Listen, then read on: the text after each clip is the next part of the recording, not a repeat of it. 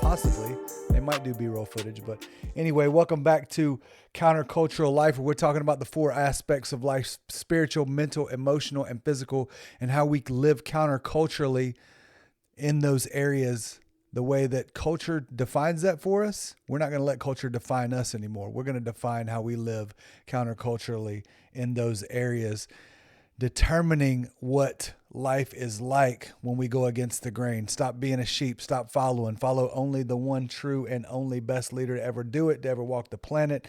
We believe that's Jesus, but this is not necessarily a Christian proselytizing podcast. We're going to bring all kinds of people on this show, but we want to be able to talk about these things, have conversations about these things, get deeper into these things, be able to have dialogue with people and talk through the bigger things in life: spiritual, mental, emotional, and physical. Spiritual, where did I come from? Basically, how did I get here? Mental, how do I learn how to think? Who chooses right and wrong? The whole concept of critical thinking comes into play in the mental aspect. Then we have the emotional aspect. We're going to get into elements of the emotional aspect tonight, even talking about the spiritual, because there is an identity component that we're going to talk a little bit about. Everybody's searching for, why am I here? What is my purpose? Why am I on this planet? Everybody spends most of their lives trying to figure that out and look for it. Some people find out it's beyond just having a great job and a great family and chasing money. It's all about what you were designed for. We're going to talk a little bit about that tonight, but not too much. And then lastly, physical. Where do I go when it's all over? What happens at the end? And then we'll get into ways of, how do I take care of myself while I'm here?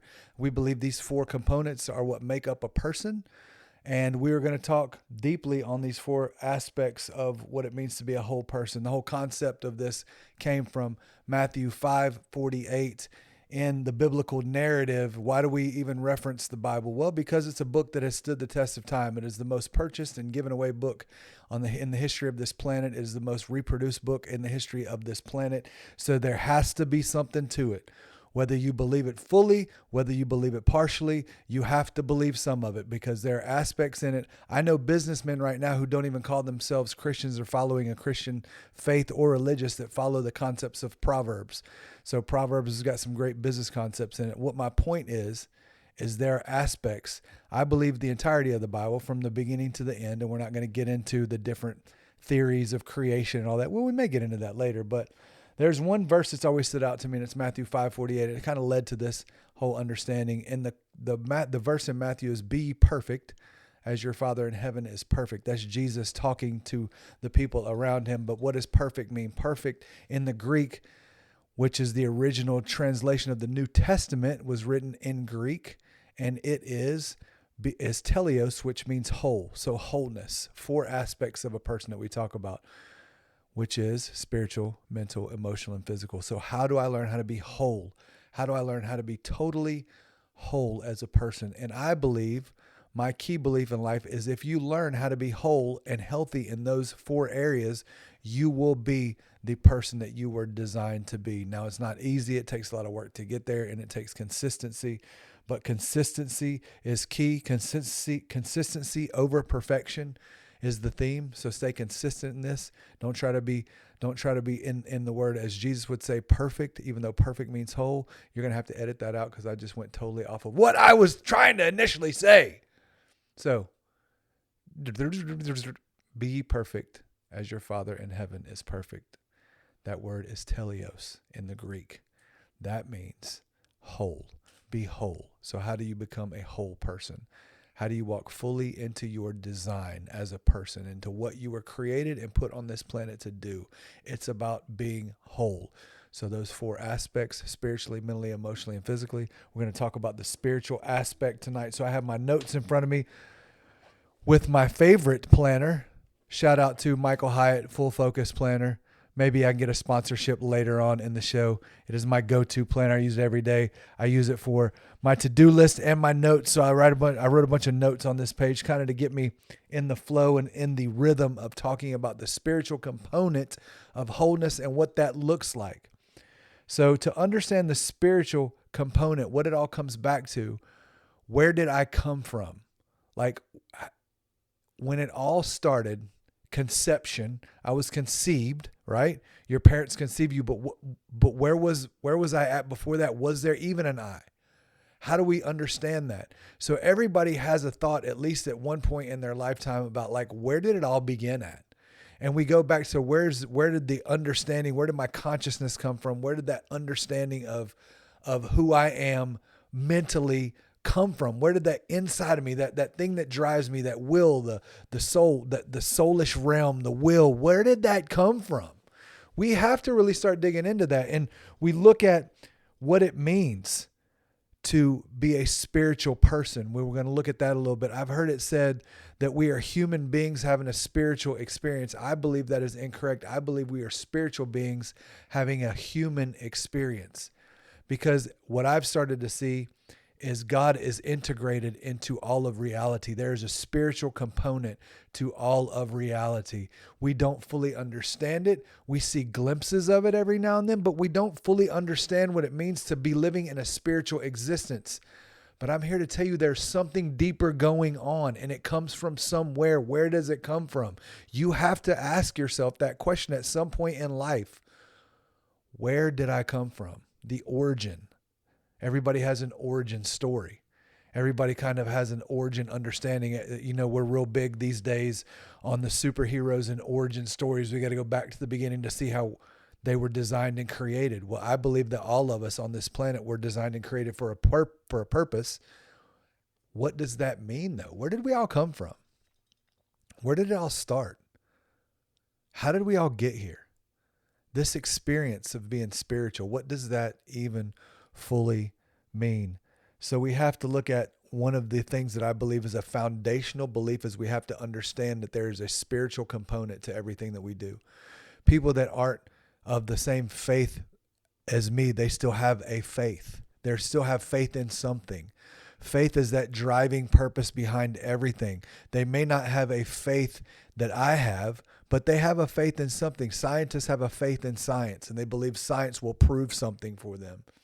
You know, other people may have a faith in who they are as a person. Everybody has faith in something.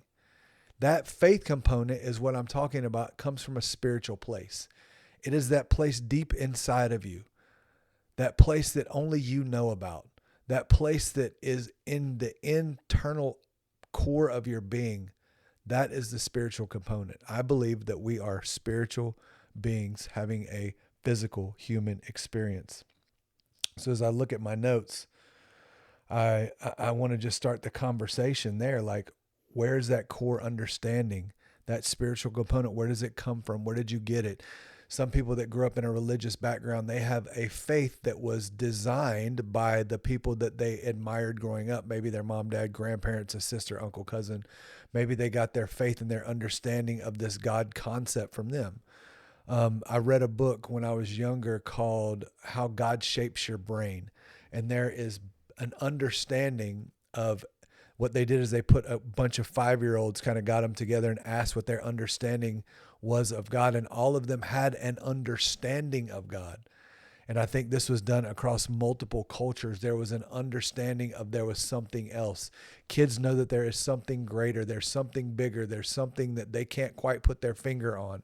If you've ever seen a baby in a room that's looking over the shoulder of the adults in the room and seems to be staring at something, what are they staring at?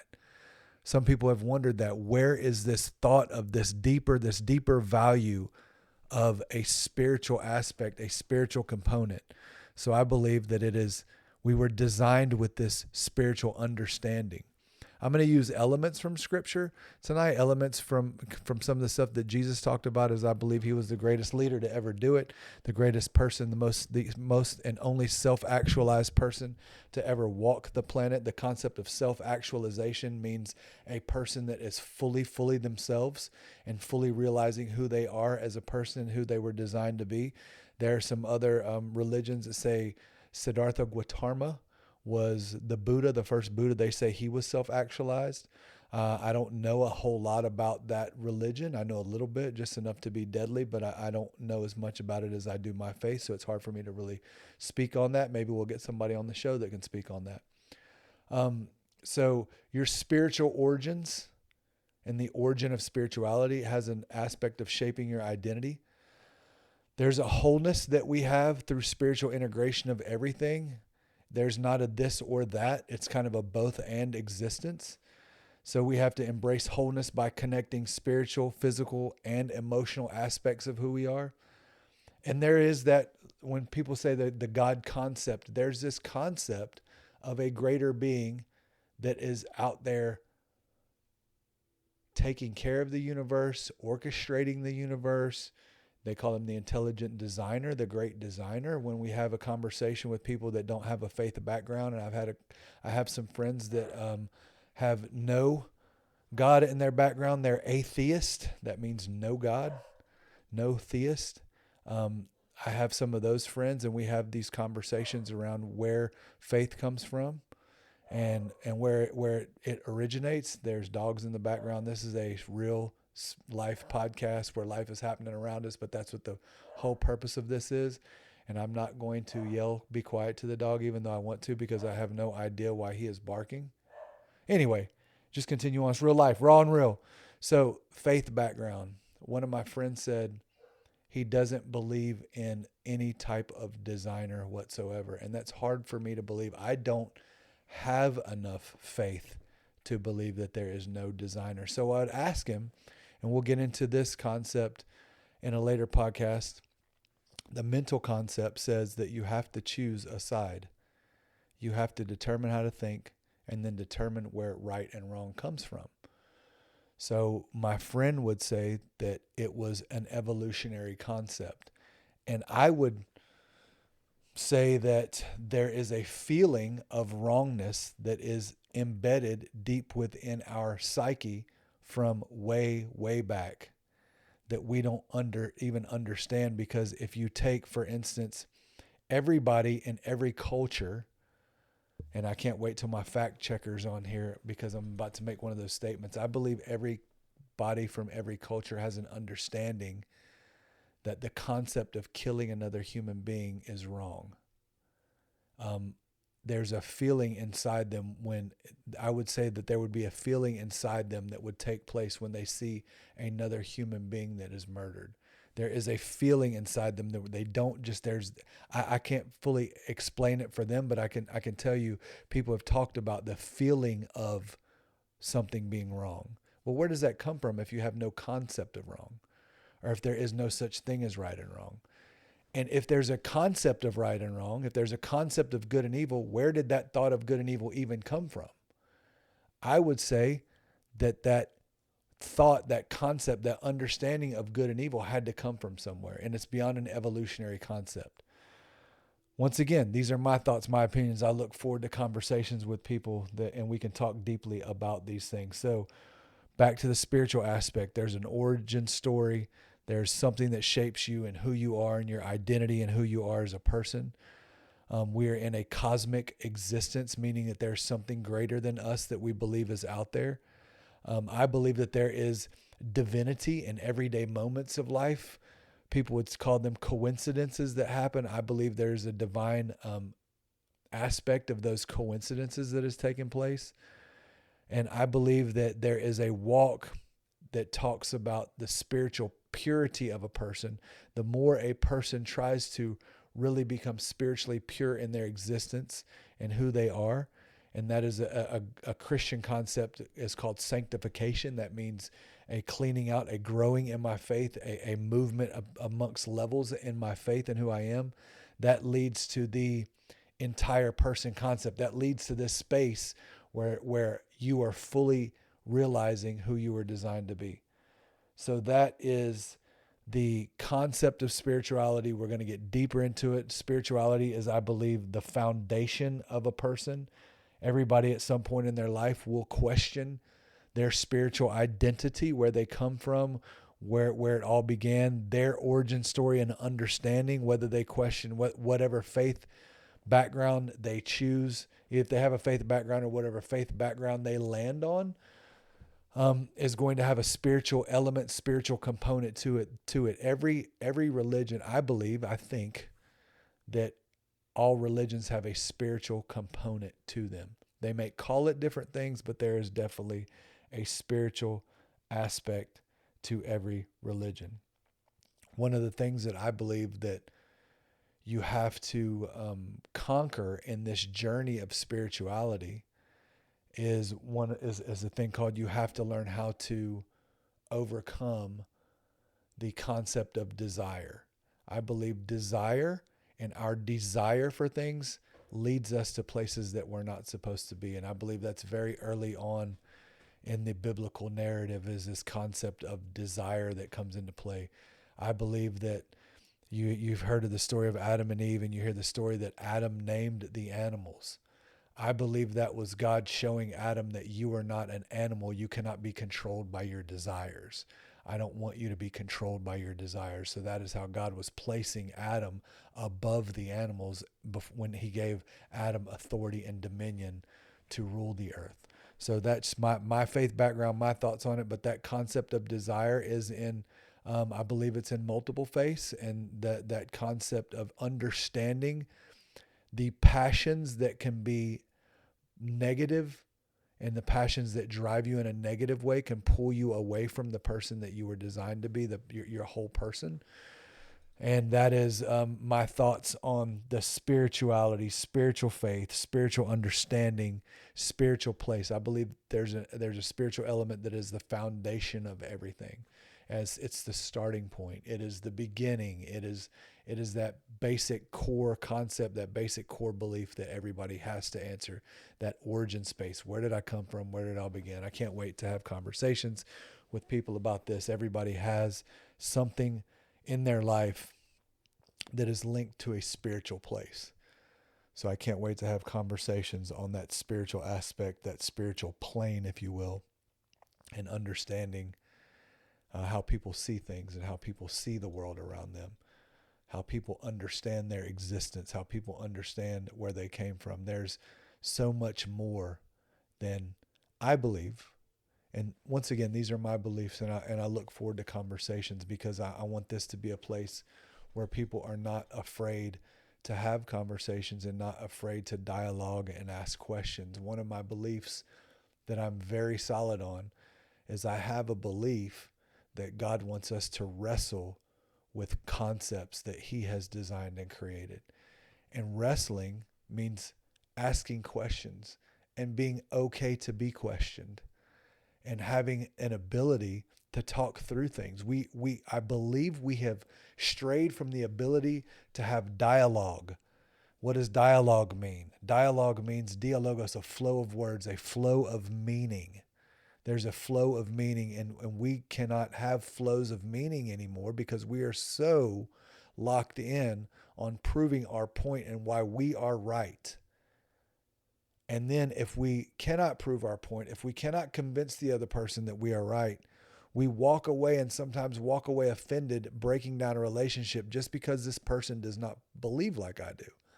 And I have a worldview, I have a belief system, but I am okay with having conversations, and I'm okay being questioned. And here's another thing, I'm okay saying I don't know. I am okay with the concept of intellectual humility. I think we struggle with that concept. I think it is a problem in today's society. We don't have the capacity, it seems, to be intellectually humble and to be able to say, I don't know. And then when you say, I don't know, try and go figure it out. There's lots of ways to figure it out. So that is the concept of spirituality to me. That's the foundational aspect, the origin story, if you will. Where did we all come from? Why am I here? We're going to get a little bit into that, and identity, and how is identity shaped. But I look forward to the comments. I look forward to conversations. I look forward to deep dialogue on these things. I look forward to growing in who I am and learning from others. And that's what countercultural is about. Countercultural is about growing from conversations with other people instead of being offended by conversations with other people. We're going to talk deeply about those things. And getting back to kind of also what this what this podcast is going to be about. It is about, I think, leaders are the ones that change the world. So how do these 4 areas of wholeness affect the leaders in their leadership journey?